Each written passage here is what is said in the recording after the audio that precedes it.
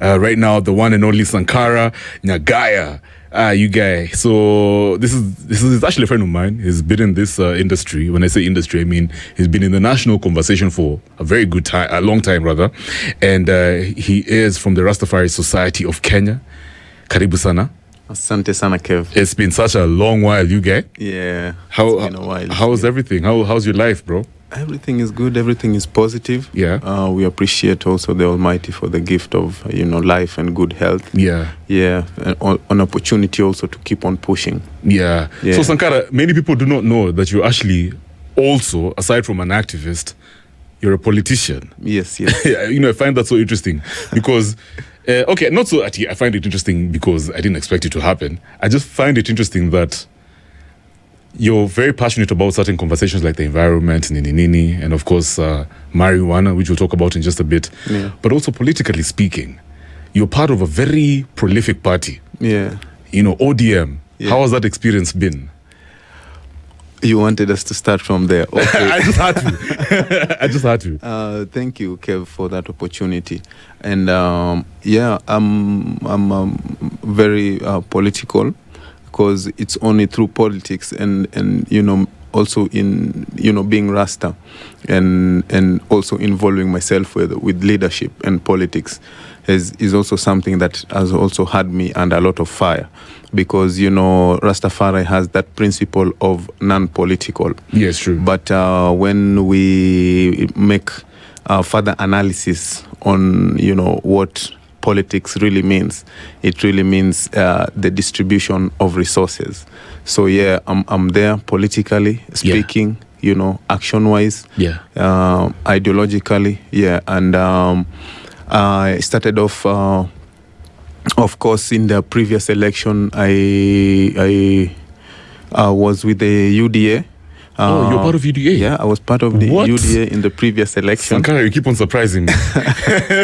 Yeah, but okay. After a long search, wide consultations, I moved my political ideologies to align with those of the ODM party. Exactly. So I'm currently a member of the ODM Youth League. Fantastic. Yeah. And how's everything? How's it going? How's the journey been? Very positive. Yeah. Very uplifting. Lots of political education from our seniors, likes of Professor Nyongo, the governor for Kisumu County, Dr. Buru Odinga. The likes of Victor Nyagaya, So it's been also an inspirational journey and a great opportunity also to learn from the predecessors. So you're also the chairman of Hemp and Cannabis Committee, Rastafari Society of Kenya. Yes. Talk about that committee and what it's about. I talk about the committee. I would have talked about the society. Okay. You're going to start with the society and then the committee. Yeah. So the Rastafari Society of Kenya is a national outfit that was established in the year formally 2017. Oh, interesting. Registration-wise under the Office of the Attorney General under the Societies Act. So the society basically is taking care of the rights and the welfare of the Rastafari people nationally, to make sure that we are, represented in the right way and in the respectful way, and also to make sure that the rights and the welfare of all who subscribe to the Rastafari faith and levity also are taken care of through this society. Yeah. So at what point did the idea come about to start the society, to form the society? Yeah, so... What was the whole idea? When did it actually click that, this is the perfect time? So, of course, it was in 2017, but due to what? Due to emerging social challenges and issues that were facing the Rastafari people, especially in regard to humane treatment from, government agencies like the National Police Service.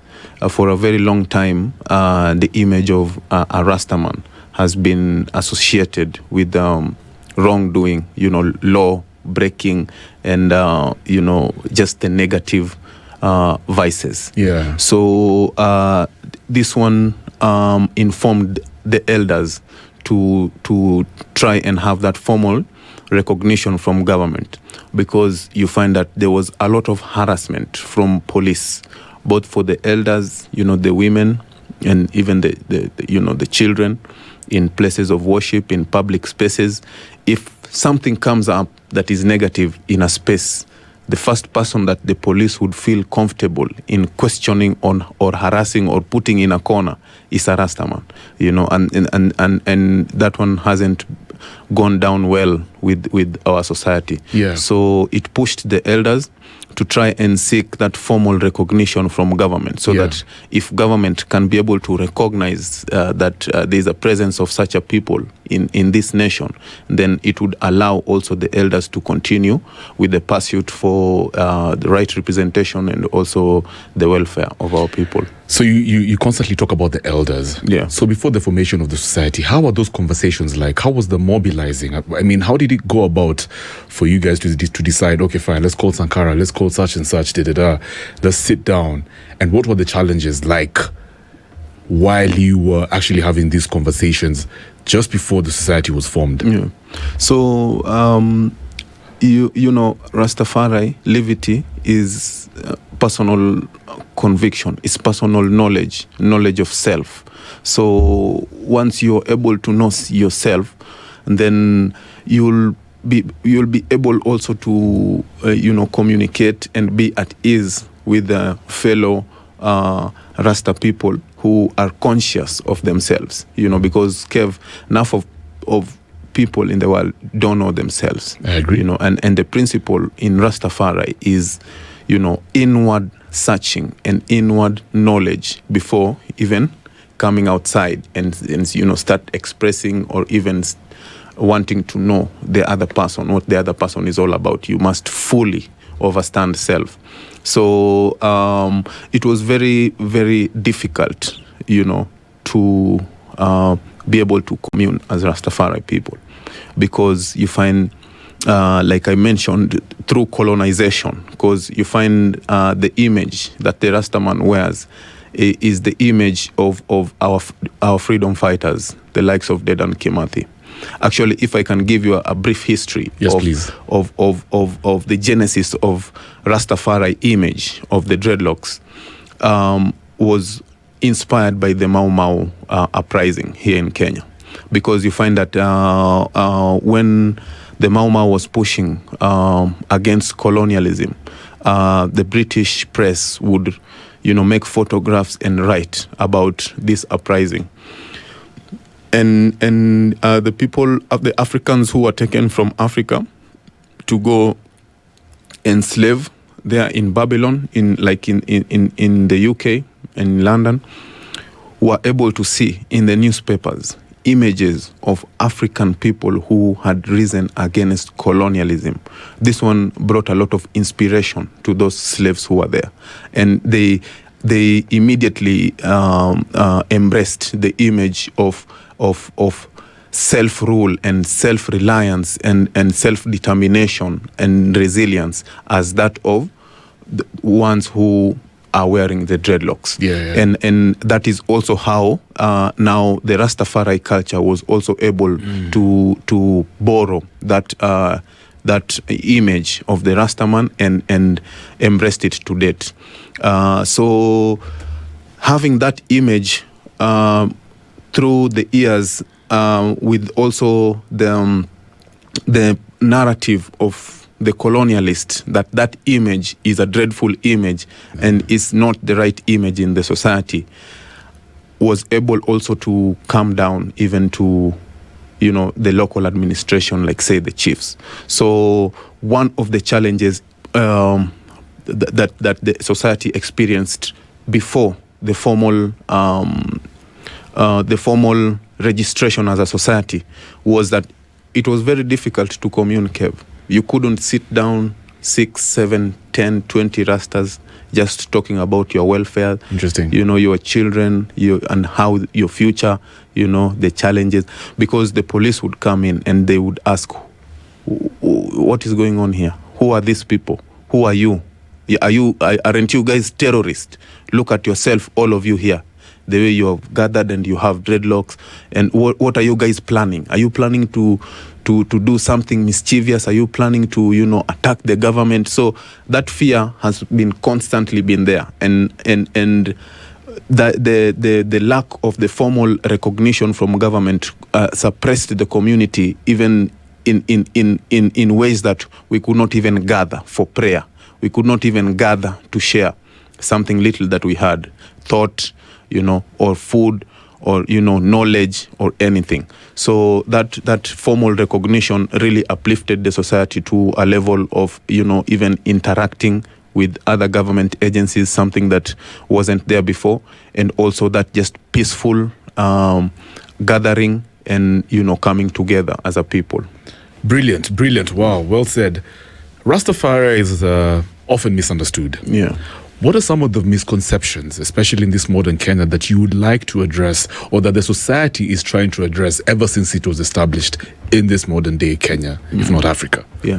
So some of the misconceptions that are usually commonly associated with the Rastafari people, for example, is that they are junkies or they're druggies. They're just people who are okay with using drugs. That's a very false narrative, because the Rastafari is actually strongly against drug abuse.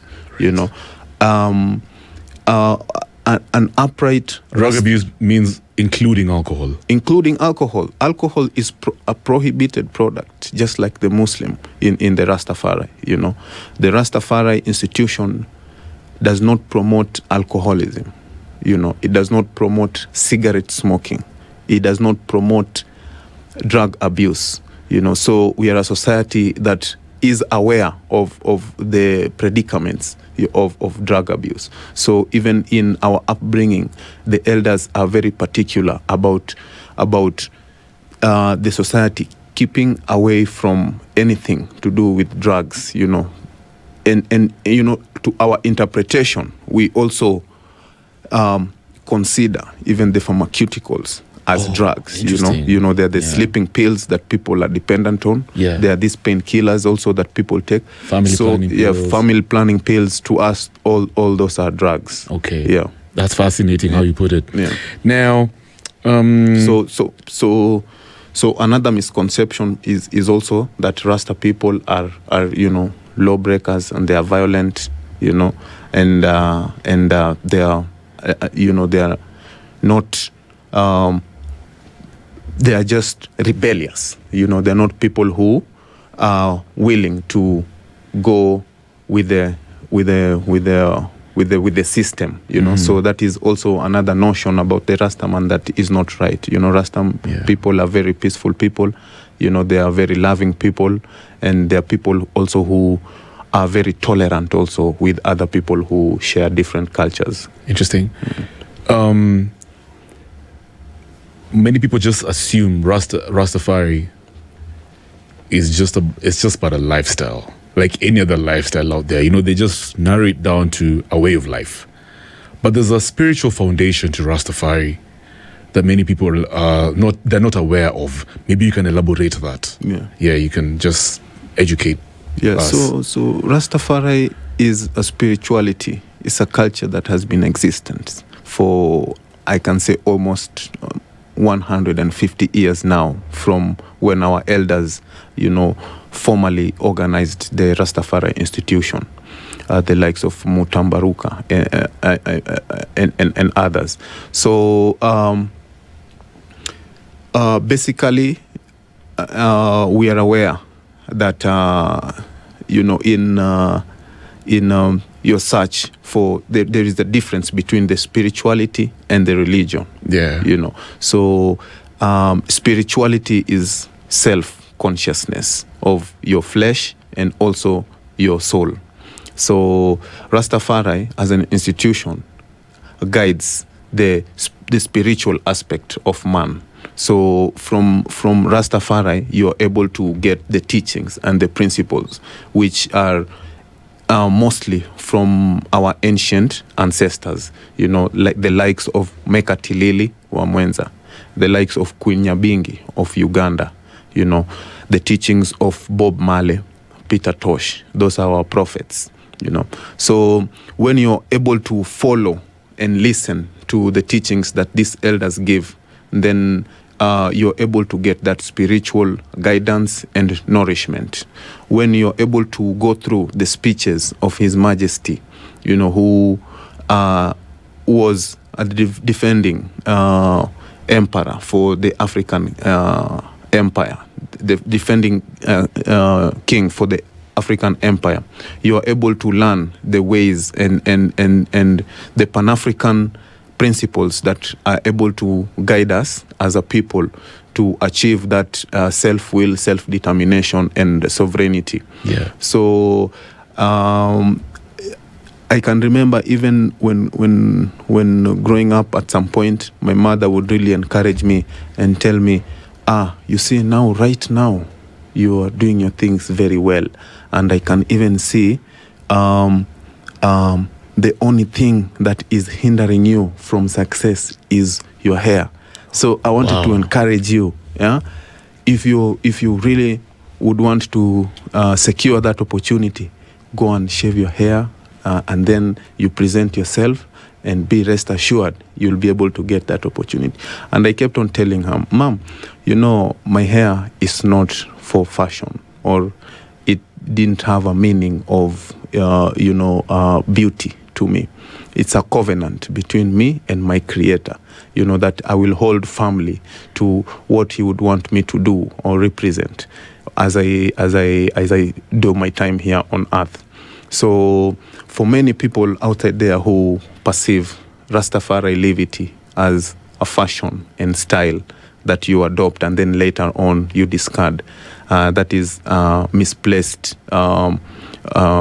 perception of the Rastafari. Let me ask you something, Sankara. Yeah. Wow, you have a way of talking about these things that's very easy to understand. Now, how does first of all, talk about the red, gold, and green. Yeah.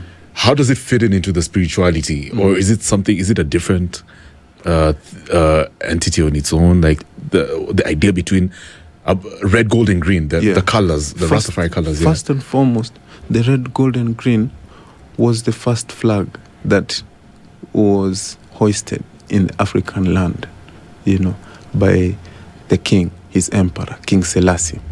And it has a very deep representation even in the Rastafari culture, because you find that the gold is there to represent abundance, riches, and the sun, because according to Rastafari principles, the sun, Ra, is actually the sun.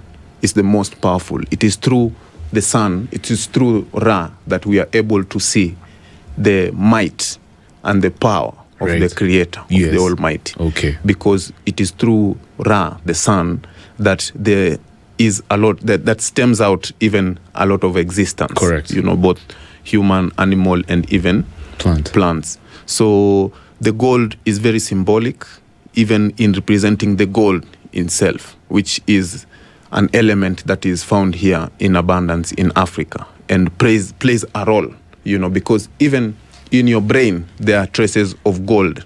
The brain actually is dependent on heavy metals like brain, for evolution. So then we have the green, which represents the nature. Rastafari and the nature is one. You cannot separate the two, because in the principles and the teachings of Rastafari, I am equal to that ant, because in my own wisdom, no matter how I would want even to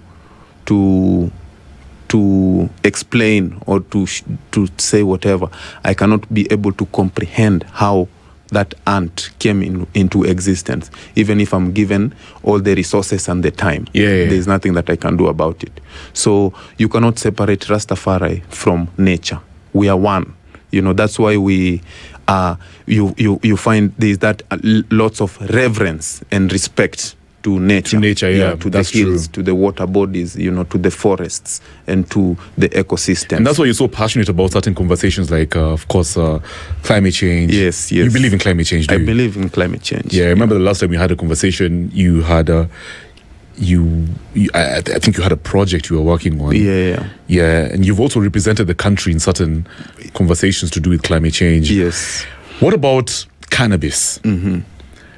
How does it fit into the Rastafari spirituality and Rastafari in itself? How does cannabis fit into that? Into what you just described to us. So, the red. I was coming to the red. Oh yeah, the red, real quick. Yeah, before we before we talk about cannabis. So the red is very simple.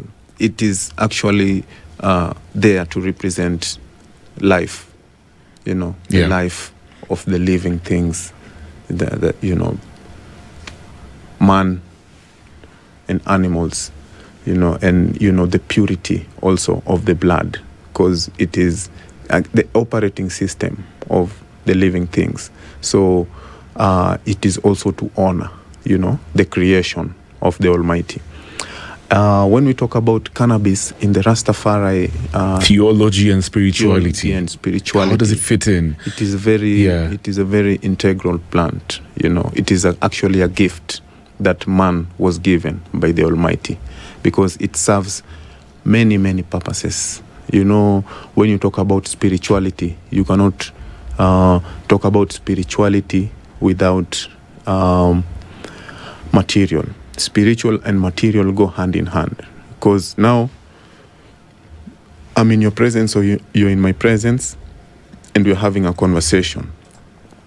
But what I can see is the flesh, but there's that I cannot see, that is Kev, so that spirituality has to be also manifested through flesh, and the manifestation of spirituality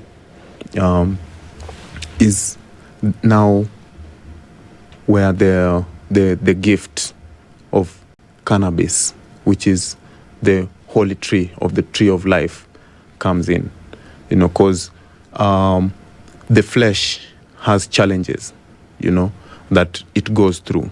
There are health challenges, and even probably before I go to the health challenges, the flesh, for the flesh to be able to attain the optimum levels for getting into that spiritual realm, cannabis has to play a role, because you remember the flesh is very weak, and is highly susceptible to, ratification, So when you have the cannabis plant is supposed to help the flesh, to be able to attain those levels of spiritual manifestation, so that you, as Kev, you are able to get into a realm that is a spiritual realm. So I want to jump in there before you continue. So somebody who is opposed to what you're saying can argue and say there are many religions out there who practice certain, spiritual things. For example, how they go about their prayer. The way they have a spiritual lifestyle doesn't really require cannabis. What they do is just probably, meditate. You just silence your brain, be still, and you can align to higher power. You don't necessarily need cannabis. At the same time, I guess also from a Kenyan perspective, the authority, I would imagine, would be very concerned about the use of cannabis, because they say it's a gateway drug to other things. Some people use cannabis for their own reasons, for example, just for recreational purposes. They use it to, I don't know, for whatever reason. And due to that, they tend to look at it as a very toxic substance, something that can actually ruin society if not controlled. what would you say about that? What would your response be to people like those? And then, of course, you can continue talking about, the connection between cannabis and theology and the spirituality when it comes to Rastafari. So, Kev, I think, it's very unfair for somebody who's not Rasta, to be critiquing or to be talking about the Rasta levity and how the Rasta perceive something like cannabis in their setup or in our setup. Because if I would want also to make a contrast now with the other religions, they don't use cannabis to get to that level, to rise to that level, But there are other things that are in existence in those setups that isn't in existence in our setup, Like take an example of the offering, Sadaka, the offering that people give.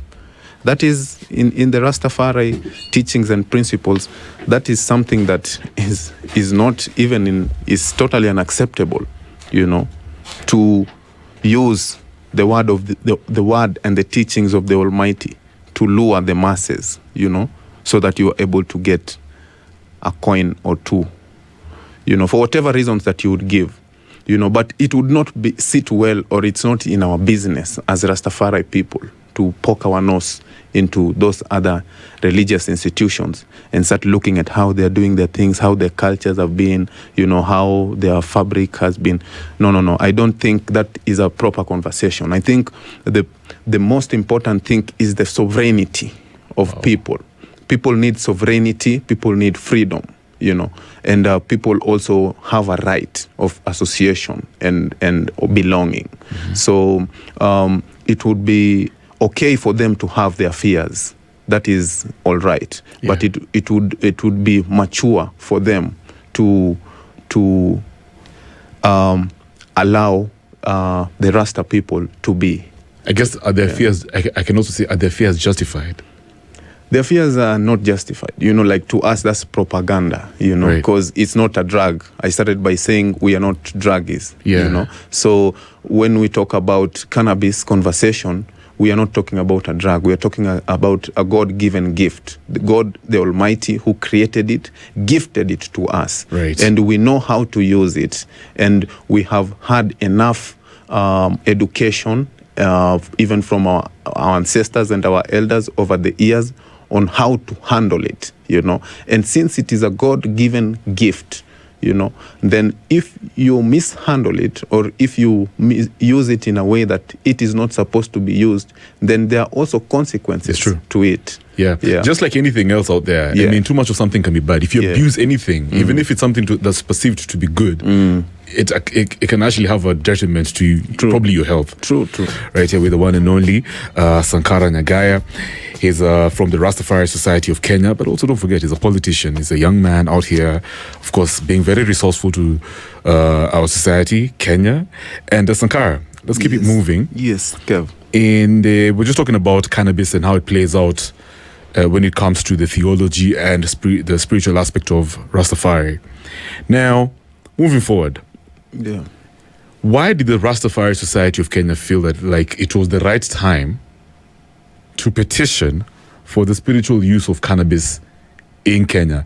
Now, this happened about 2 weeks ago. Mm-hmm. First of all, these conversations with the justice system in Kenya didn't start just 2 weeks ago. It's been happening. Yeah. Certain politicians have actually been also at the forefront of this conversation. For example, I remember even the late Kibra MP. Yeah, he petitioned, I think the Senate. Can't remember really. Maybe you can brush up on my facts. Parliament, why? It was Parliament, yeah? Yeah, it was Parliament. Why did the society feel like this time around was the right time again to petition for the spiritual use of cannabis in Kenya? Yeah, I just want to brush your facts kidogo, Kev. Yes. And the conversations on cannabis there have been many conversations. Yeah, I agree. Yeah, there have been different type of conversations, like on the like what the late MP Ken Okoth Honorable Ken Okoth was Yes, Ken presenting Okoth, was on medical use of cannabis. Yeah. It was more on the medical and the economics. All right. Yeah, and also this one was also something that we attribute to the conversations that he had with our late elder, who was Kennedy Lojuron Jaden. He was the second chairman of the Rastafari Society of Kenya, and he also had founded the Haile Selassie Foundation, which is Naya Bingi House. The Rastafari Society, or the Rastafari in general, has different orders. We have the Naya Bingi. It's just like they would say, you want to probably equate it with the Christianity. We have many denominations. So in the Rastafari, we have the Naya Bingi House.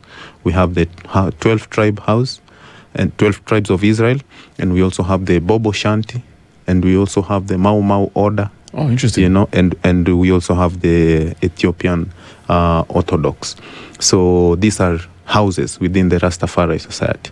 And the Naya Bingi House, which was founded by Elder Lojuron Jaden in Kibra, was also an institution that was very close with the late Ken Okoth.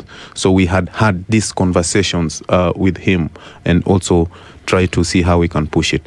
But fast forward now to the society and the issue of the society in regard to the spiritual petition that we put here in the courts. It is not a recent occurrence. This is something that took place in 2021. And in 2021, our elders had moved to court. This is something that had been informed with the inequality that the members of the society were experiencing in Kenya. Because you find that all these other religious institutions have that freedom to gather, belong and practice their religion and their spirituality, without, subjugation, without oppression, without persecution. So, the elders sat down and they saw there was a lot of pressure from within and also externally, because a Rasta youth has been really drawn to the ways and the teachings of His Imperial Majesty Haile Selassie. But when that youth or that young woman tries to come much more closer, there is a big problem. That is the cannabis problem that immediately strikes off that adherent from even trying to pursue more knowledge, because they feel that already being a Rasta is being an illegal person. Right. Wow. So there is no freedom of association. This one is being denied by the virtue of being associated with cannabis, which is perceived as evil, as a drug, as something that should not be touched or should not become close to. So when this kind of pressure started coming, the members are walking away, they are leaving, because of profiling, When you say walking away and leaving, you mean physically leaving or leaving the society? Leaving the society. And then going where? Shying away from practicing. Right. Confidently. Quitting Rastafari in itself? Yeah. What? Yeah, we've had those who have quit, They've been arrested 2-3 times. Yeah. And they're like, no, I can't do this. I've got a family. I got a family who are depending on me. I only came, to show and to belong to this culture because I feel it is the right thing for me. But it is bringing a lot of stagnation in my life, because I am just from prison there that I've done my time. Damn. So these guys have arrested me again. So some of them, they shaved, and they don't want to be confidently associated with Rastafari. They might, just, do it secretly, but that pride has been taken away. So these are some of the challenges, Kev, that informed our elders. Again, when you look, our elders have been left with great responsibility and even burden to take care of a lot of children whose parents are behind bars for their conviction in Rastafari. Interesting. You know? Yeah, so a mother was taken away from her children just for possession of cannabis. She's a Rasta woman. The children now become our burden as a society, you know, because that's somebody who's strong in the faith. She's behind bars because she believed in Haile Selassie, you know. So it becomes our responsibility as members of the society to make sure that those children do not sleep hungry. Those children get education and health care, you know. So these challenges... Let me ask you something, Sankara. I have to jump in there. Yeah. So when you're saying they're behind bars because of Haile Selassie, because of practicing Rastafari, what exactly do you mean, bro? Are you talking about spiritually or now because probably using cannabis? Yeah, because I thought there's this freedom of practicing whatever religion you believe in. Yeah. So when you are practicing Rastafari, you cannot separate me from cannabis. Okay, that's what you mean. Yeah. Okay. You cannot separate me because probably it's on a Sabbath. I'm under responsibility to take the sacrament to the house, you know, of worship. So I'm arrested. You know, the elders probably had given me that responsibility to take the sacrament from this house, take it to that house, and make sure that by Sabbath, all the houses, there is sacrament that is going to help with the procession, with the prayers, you know. And I'm arrested for that, you see. So that to me, I'm arrested because of practicing my faith, not of any other reason. It is because I'm a Rastaman and His Majesty Haile Selassie had given me responsibility to make sure that the tabernacles have sacrament for the worship on the sabbatical. But Sankara, let me ask you. Yeah. There are laws that you're a politician. Yeah. There are laws that govern this country. Yeah. Cannabis is illegal. The use of cannabis is illegal. Yes.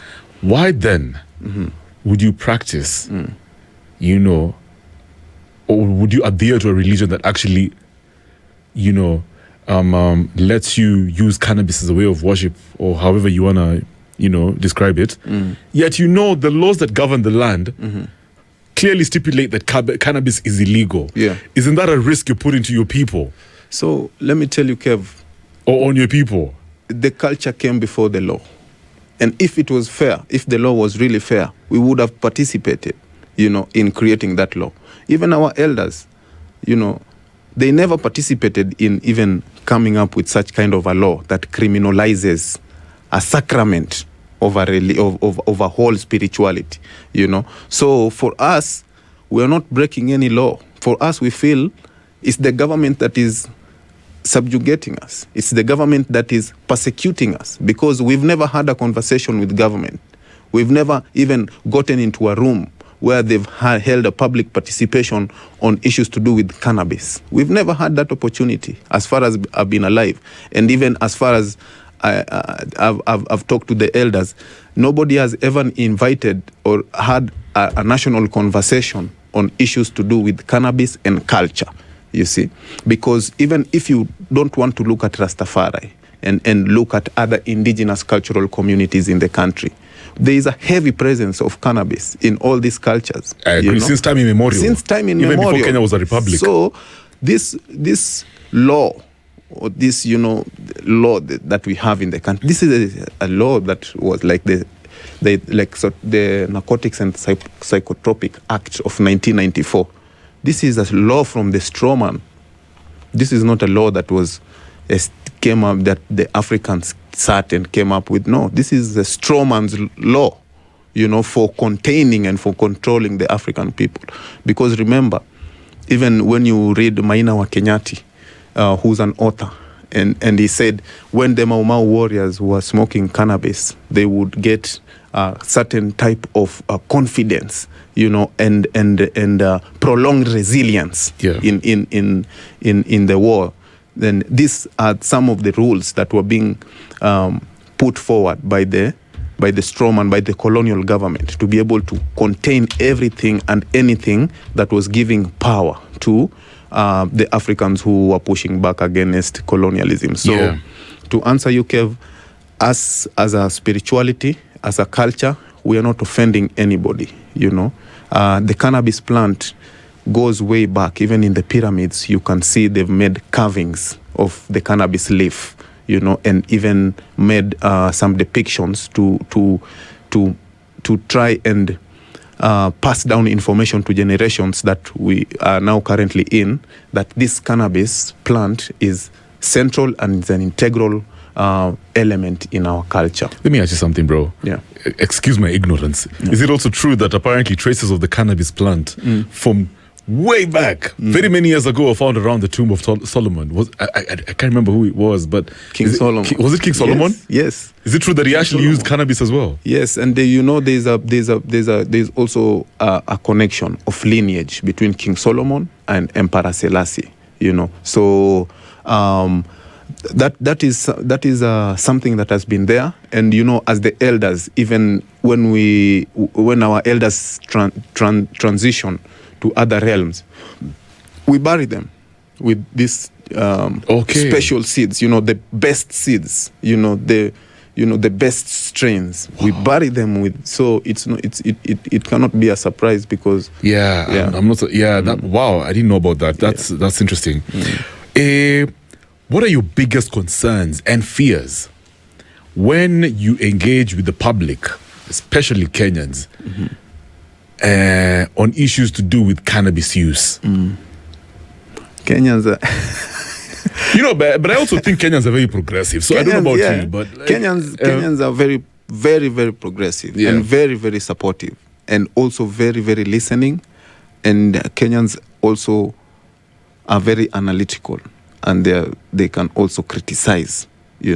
So it hasn't been easy. It's not an easy journey. Also, given that the greater percentage of our population in the country is Christian, they are also Muslim. Yes. So there are levels of interaction and engagement also with the Rastafari has been minimal.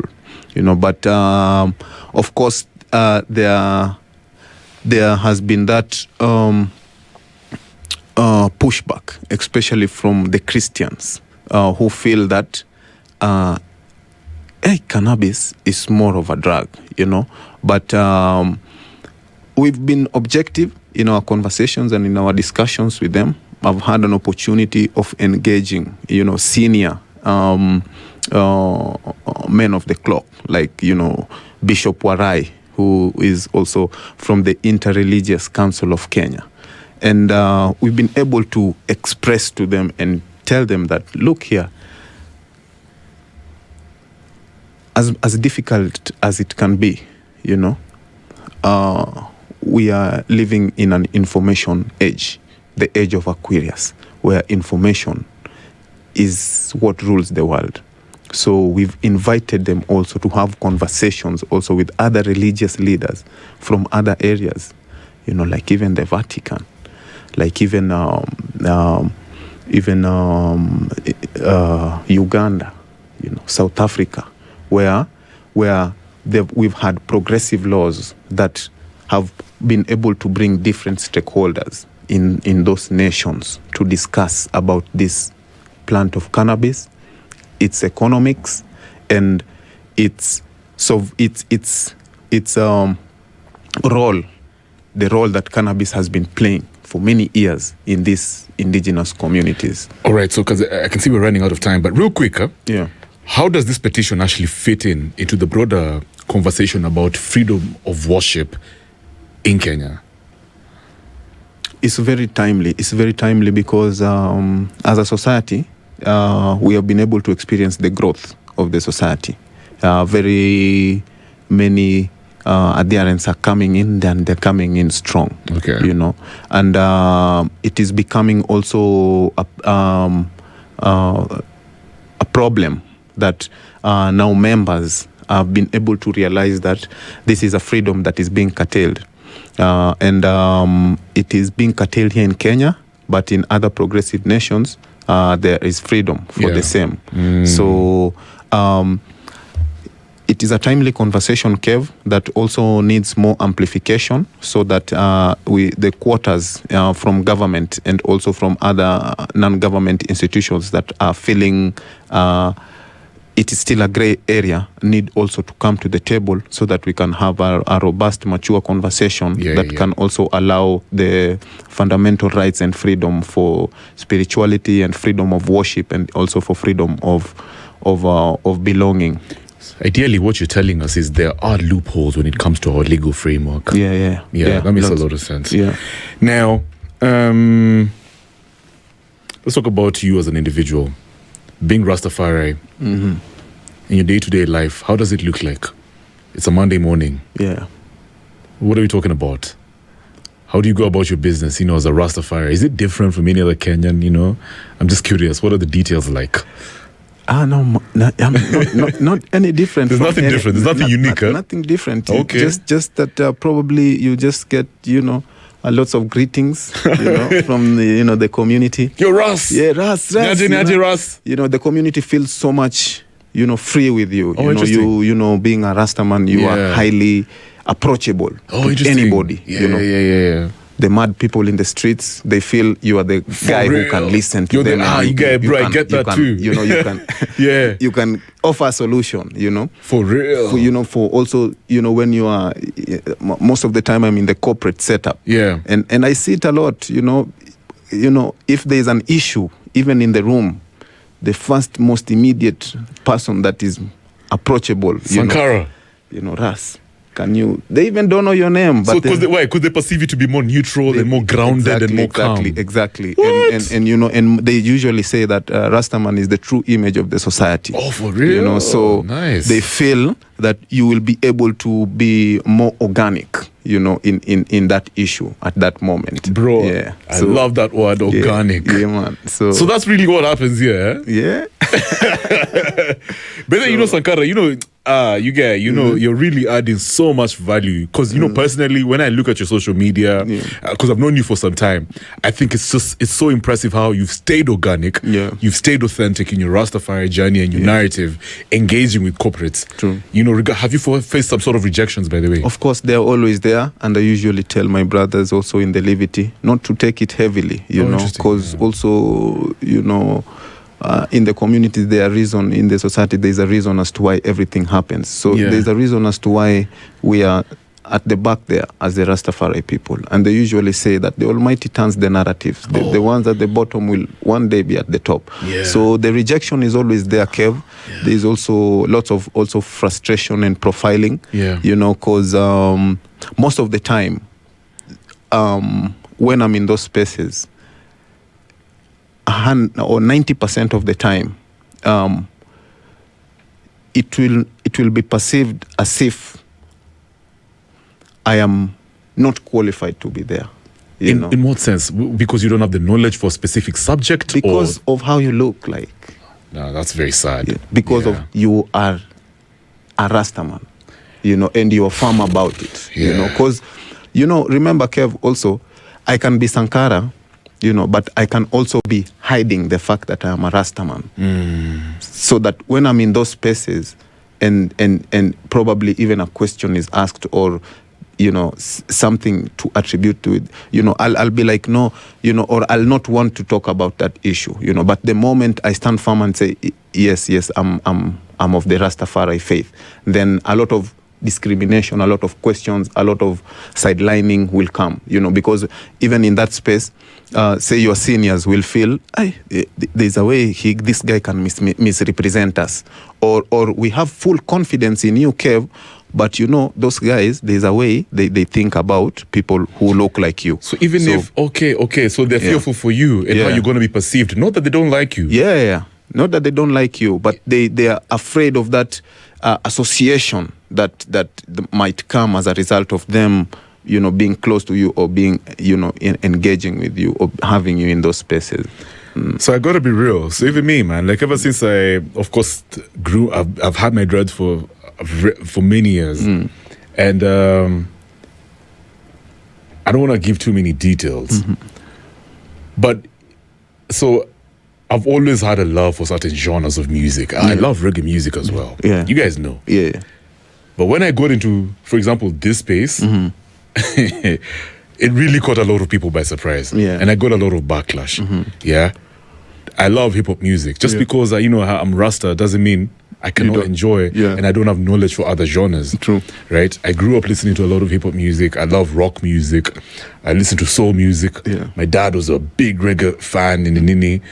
But some people are kind of slow, to accept the fact that Kevin is actually very knowledgeable when it comes to certain genres. True. And he has an idea of the industry. True. But for me, I'm authentic. I really don't care about people that much. Yeah. I keep it moving, and I know that it's going to make sense eventually. Probably not, maybe not now, maybe in my next life. Who knows? And that's why I relate with what you're saying. And I know that many Kenyans will also relate with what you're saying. But at the same time, do you have hope that in the future, Kenya will actually be more inclusive when it comes to not just the Rastafari, but people of different beliefs and traditions and cultures? Because Kenya in itself is very, especially Nairobi, it's very cosmopolitan. People come from different backgrounds and beliefs. Do you think we're heading to a future where we will be more inclusive?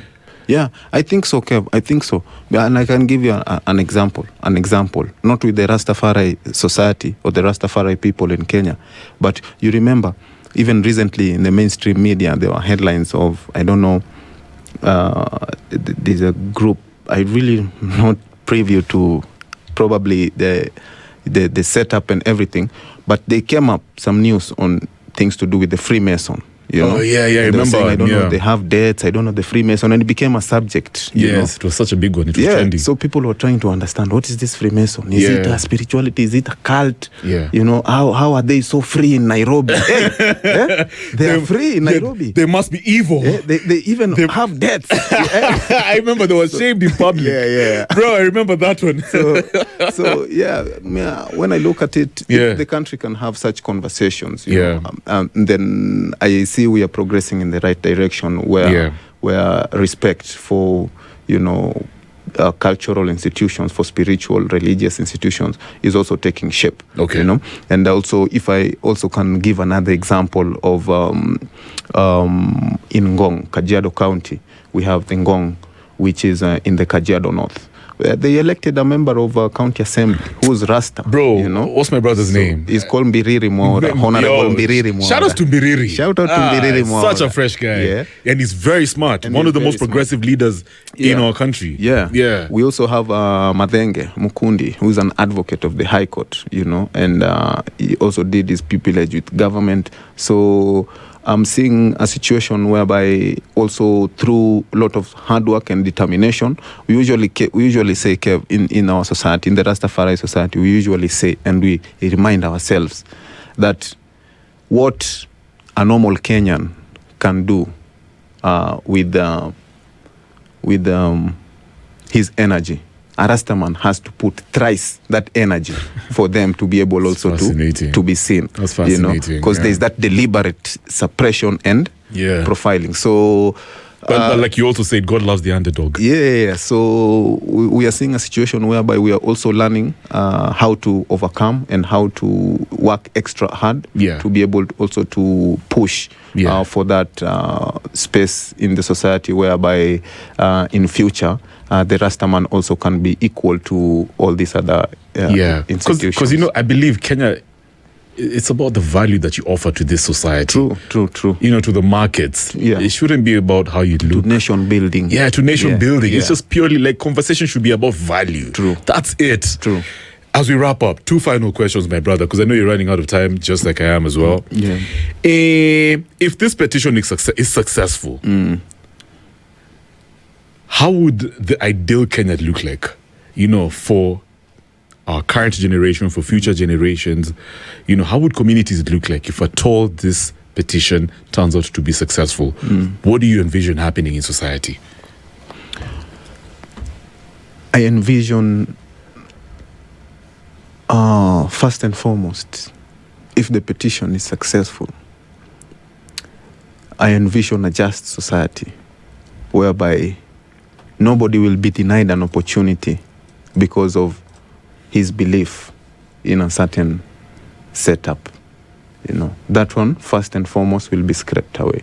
So I, as Sankara, would not be put out because I'm Rasta, and then also that will mean also that the criminalization of a particular culture, would have been dealt with. And this means a lot also to the other indigenous cultural communities. Because remember, Rastafari, Levity, is an embodiment of the respect of indigenous cultural setup. Right. So that win will guarantee not only in cannabis, but in very many other indigenous seeds and indigenous cultural practices that have continuously been criminalized by government and other institutions. Okay. Yeah. That's amazing. Yeah. By the way, let me ask you, bro, can you be Rastafari but you also listen to other genres of music? Yeah, of course. Of course. I listen to Amapiano. Amapiano is one of my favorite, dope. you know. Yes. That was just an ignorant question. No worries. Sure. Thank you so much, Thank you Sankara, so much, Kev. for coming through. Are we going to see you on the ballot in 2027? 2027, man. Or maybe 2032, yeah? Yeah. What's going on? What are you working on? Man, guys are still saying it's too early. Yeah. You know? But we are weighing. Of course, we want to put Rastafari at the top there. So we are also having lots of conversations as a society. It's so unfortunate, Kev. I have to mention this, but it's so unfortunate that our elders and our society feel really abused and misused by this guy called Wajakoya. I was going to talk about that. What are your thoughts? Wajakoya is not a fair person at all. And I must say this. In what sense? Because Wajakoya came to the society and even requested our elders to support his vision and also contribute to his vision on the legalization of cannabis agenda in the previous election.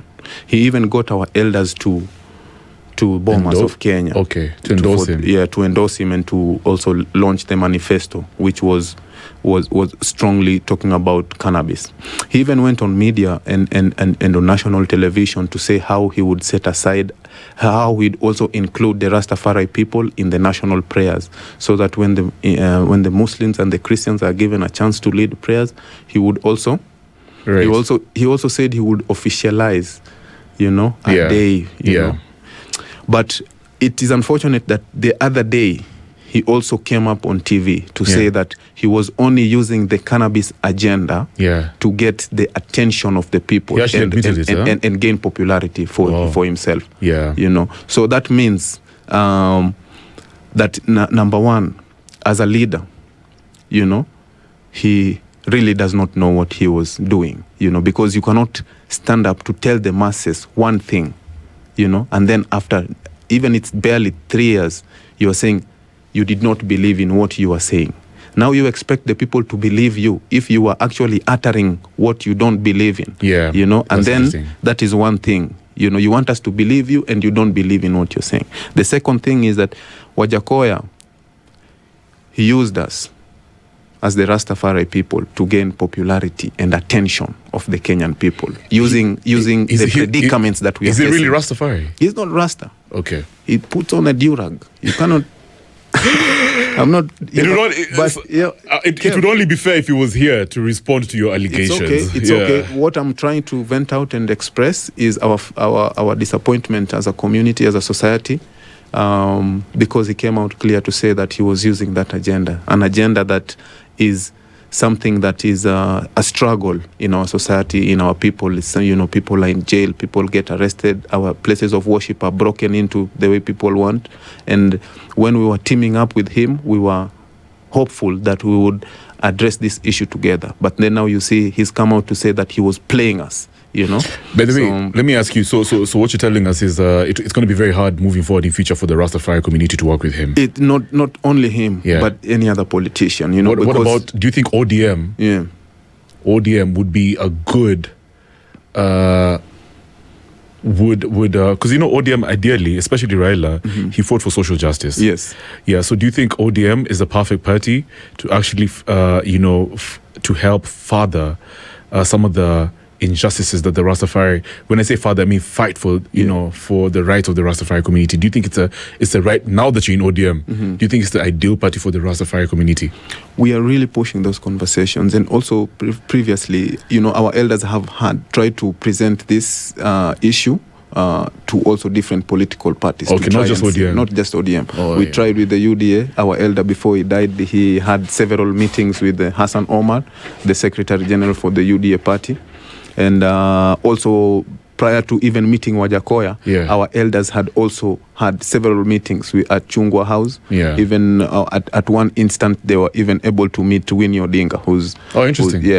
And they also talked about these issues. So as a society, we came to see that we are really not wanting to go the political side, because there's a lot of treachery and that using one another just to gain something for personal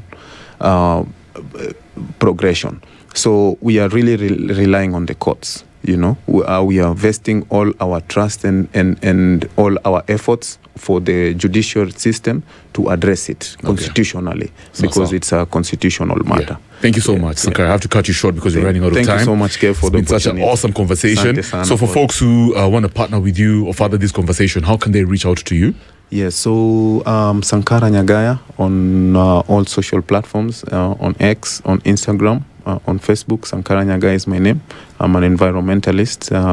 I do climate impact assessment for hospitals and other institutions. And I'm also a human rights defender. So let's keep in touch. Let's build our nation, Kenya, together. Good stuff. Thanks a lot once again. Asante sana. Asante sana.